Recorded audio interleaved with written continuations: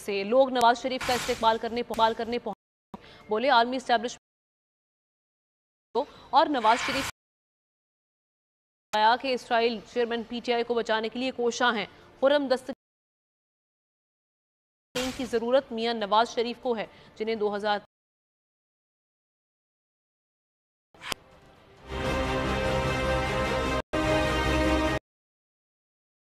का पाकिस्तान बनाने के लिए 21 अक्टूबर।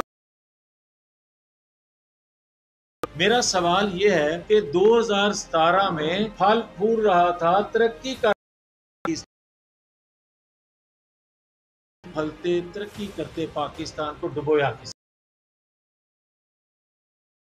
ये ताकि असल मुल्ज़म कौन। हमें बहुत मुश्किल लग रहा है, हमें जिंदगी बड़ी इस वक्त महसूस हो रही है। आने वाली मुस्लिम लीग नून की इंशाअल्लाह कामयाबी है, जिसमें हम करेंगे जिस तरह आज